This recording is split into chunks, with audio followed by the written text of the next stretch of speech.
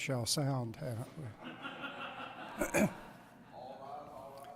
The beginning of the trumpet shall sound in the Messiah, so I've been told, was taken after the fanfare that was used when courts would convene.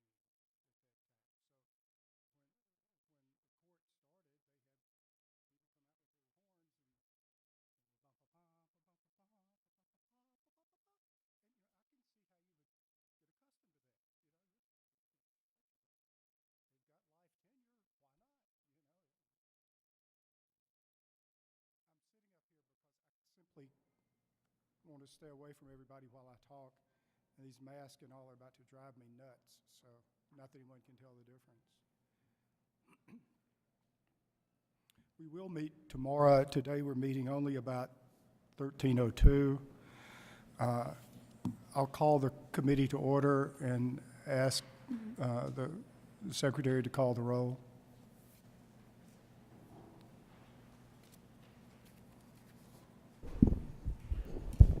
Bryan, Parker, Blackman, Blackwell, Blunt, Kaufman, DeBar, Fillingane, Frazier, Harkins, Hobson, Horn, McMahon, Parks, Polk, Tate, Wiggins, Witherspoon. We have a quorum. Thank you. I'll call up House Bill 1302, and just to get us into the appropriate procedure, there's a strike-all amendment in your package. I need someone to offer the strike-all. Senator Parker moves we adopt the strike-all amendment, and now we will debate that amendment. You're all familiar with the long discussion we've had about the scope of practice for optometry. We had a committee meeting scheduled earlier this year, and the House met and reported out a bill similar to ours, so it seemed the sensible thing to do was just take the House bill. As it developed, the discussion toward the end of this revolved around what's referred to as the Tennessee law, by which I think people mean the authorization for various procedures involving eyelids and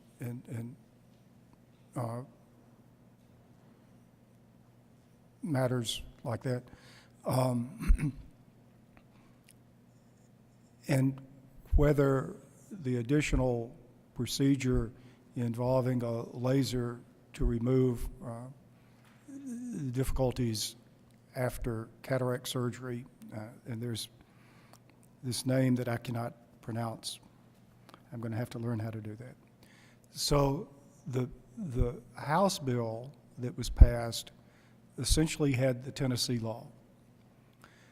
The House bill also provided for a pilot program for the new procedure. The pilot program would authorize 20 pilots, which seemed to me a large number of pilots for a pilot procedure. The House bill also changed the definition of the scope of practice of optometry and would essentially allow the Board of Optometry to define what the scope of practice would be. And that's the bill the House sent us, rather quickly, I might add. So just looking at that from my perspective, there were some issues, but meanwhile, there was a group of ophthalmologists and optometrists meeting, and they have recommended to us the strike-all amendment that's now before us. I would say not every optometrist in the state is happy with this. Not every ophthalmologist in the state is happy with this.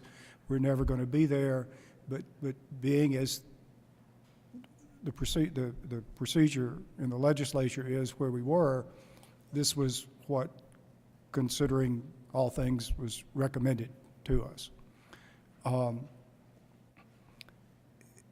Regarding the scope of practice, unlike the House bill, the proposed strike-all amendment that's now before us defines in statute the scope of practice and does not leave that up to the Board of Optometry.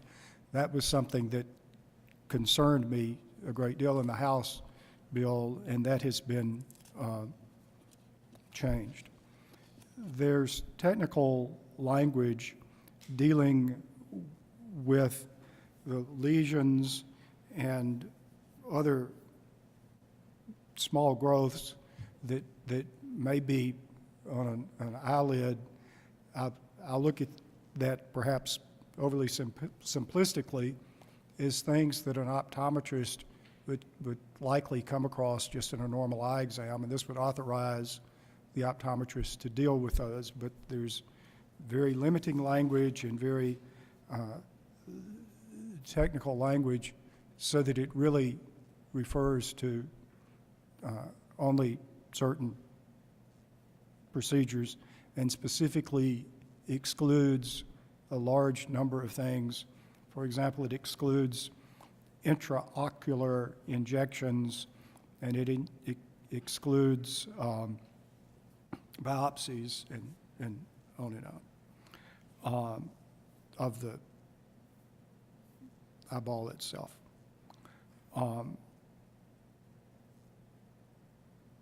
Regarding the Tennessee law, as we're referring to it, that's in Section 3.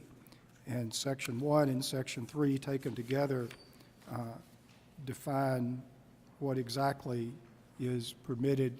There's a provision that says if there's a public health emergency, the State Department of Health can authorize optometrists to give vaccines, basically, so that there'll be yet another group of people that Walgreens and CVS will be unable to locate to give vaccinations.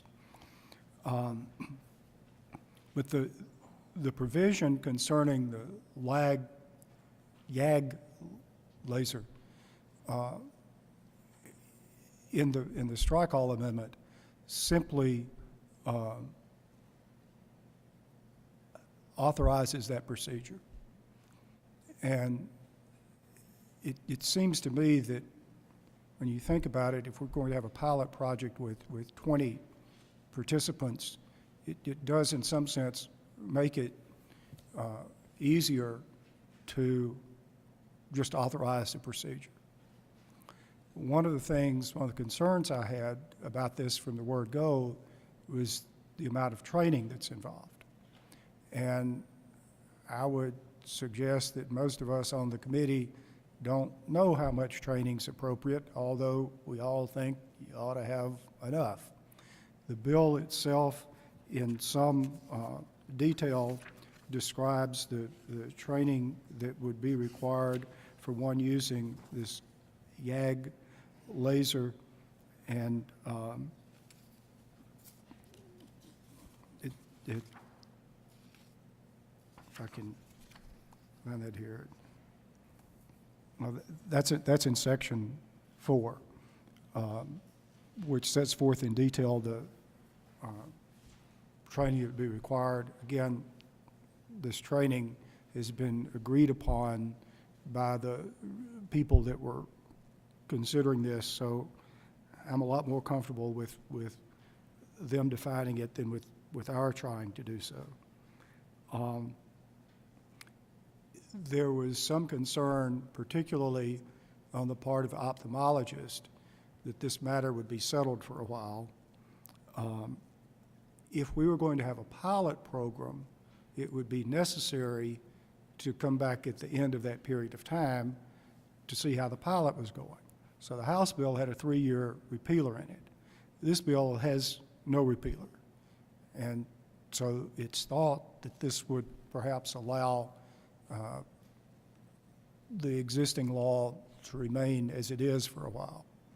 I would simply say that we're in session every year and we operate in the public interest, and none of us can predict the future.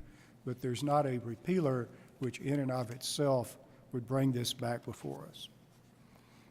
I had thought at some length, and I think it is the case, that if we're going to have this new procedure, if we're going to have this new procedure, that we need to know how it's working out and what problems are arising in anything. Section 6 of the bill says that every one of these procedures will be reported to the Board of Optometry.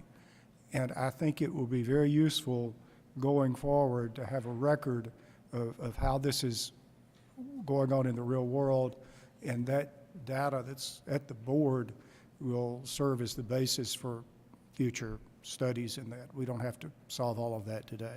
So that's an explanation of how we got here, what the House sent us, and the changes in the amendment that's before you from the House bill. So are there questions about the content of the bill itself? I know that Senator Parker wants to speak at sort of the end of all this, but other than that, are there questions or debate about the bill itself?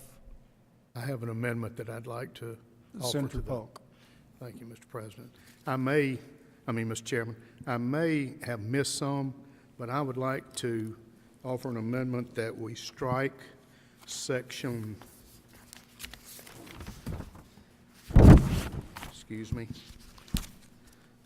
leave section 1, subsection 5, section 4, and section 5, which would effectively take out any laser treatment.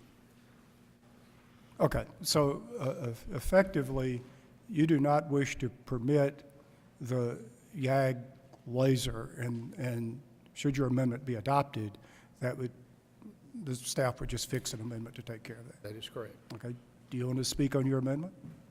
No, it's just that I have spoken with a lot of my constituents back home, and this is the best course we can take, in their opinion, of the people I answer to get a bill that is successful and would open up more for the optometrists to do. Okay, is there further debate on the amendment? Senator Parker.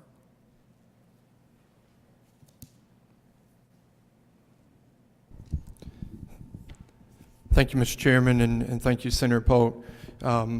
Just to give a little more background on this, a little more behind the scenes on this is that optometry and ophthalmology spoke in detail on that one procedure and kind of the potential for the future and whether or not we would be coming back here. And I have in front of me an agreement that was signed by the Academy of Ophthalmology and signed by optometry after they exhaustively went through the process and decided that the one laser would be the best approach to take. And so I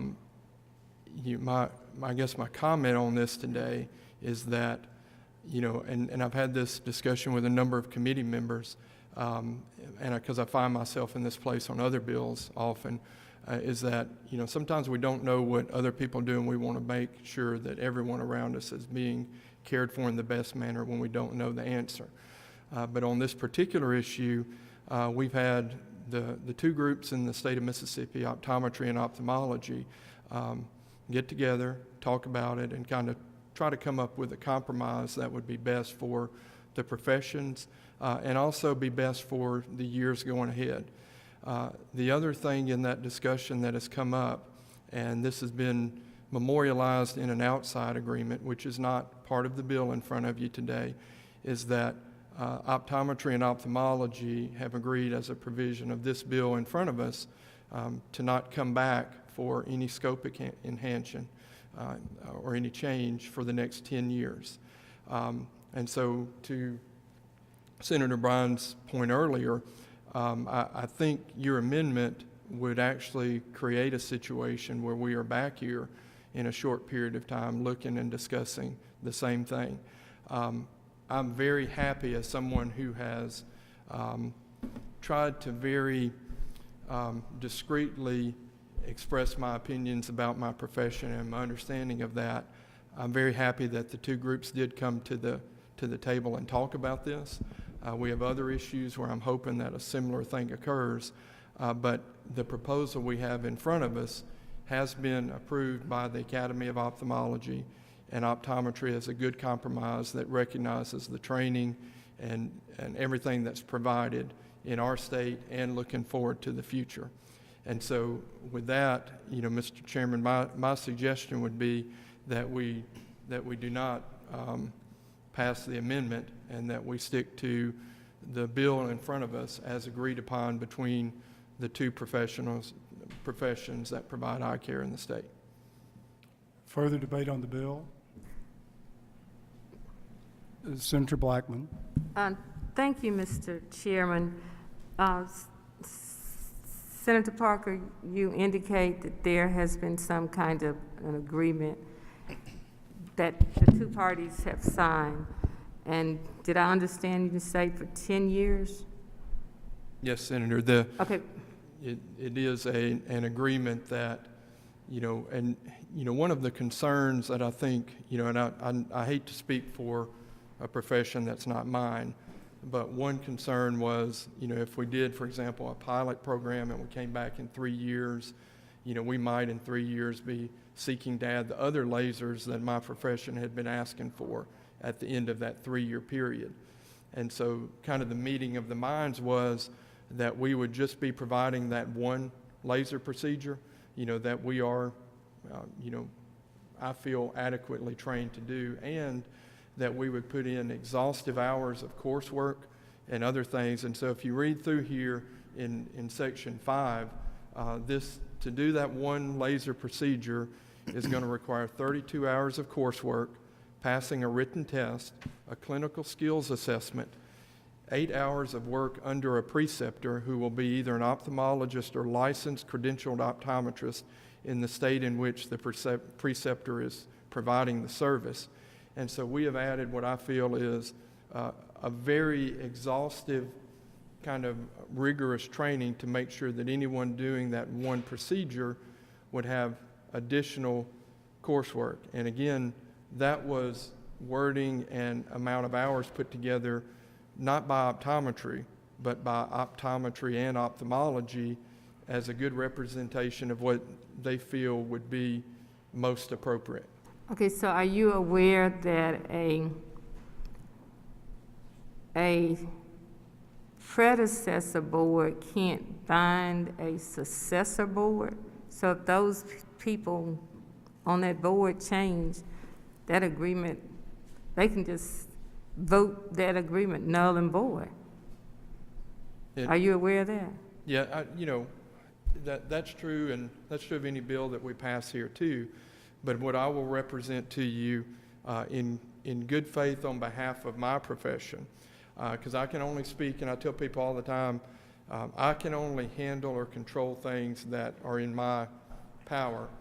But as somebody who has looked at this issue, and in our other committee members in meetings I've expressed, after 25 plus years of being in practice and 50 plus different student interns who've trained under me, I can represent that my profession, which is a profession who has been coming back and asking for scope enhancement in this manner, will not be back for 10 years if this is passed like that, because we intend to honor that agreement. And if I am fortunate enough to still be serving here, my agreement to you, Senator, would be if such a bill came up as an optometrist within that 10 years, I would speak against that bill because it would be outside of the good faith conversations and negotiations that we've had to get to this point. This is, in my career, the first time where we have had something in front of us that is a good negotiated compromise. And if I could read just a little bit of this letter, I was hoping that the committee would have that letter here. Unless you want to read it for them, it's not necessary Okay. for me. But that would be my the thing that I can offer to you is that my profession will honor the agreement, and I will do everything within my power as a single individual who sometimes has the opportunity to kind of, portray the wishes of my profession, I will keep that from happening to my best ability. Okay, so if that is true, then why was it not made part of the amendment as opposed to a side agreement? You know, again, Well, I'm not, I don't mean to interrupt, but there is no way to bind a future legislature. We cannot enact a law that says this law will not be changed for 10 years. There are elections every 4 years with disturbing regularity, as you know. And no legislature can bind a future legislature. Any such language in the bill itself would be a nullity. We do not meet for the purpose of refereeing disputes between various groups of people. We are here to act in the public interest. Whoever is elected in 2023 and 2027 will be here to act in the public interest. Every optometrist in this state, every ophthalmologist in this state, and every individual in this state has a right to express his or her opinion about legislation. I understand that the Optometry Association and the Ophthalmology Association have made some agreements between themselves, and if they wish to do that, they can certainly do it, but the legislature meets in the public interest. And it's just not possible to enact in a statute a provision that says the statute cannot be amended. Mr. Chairman, that was precisely my point, that agreement meant absolutely nothing because this legislature can do whatever it chooses to do every year.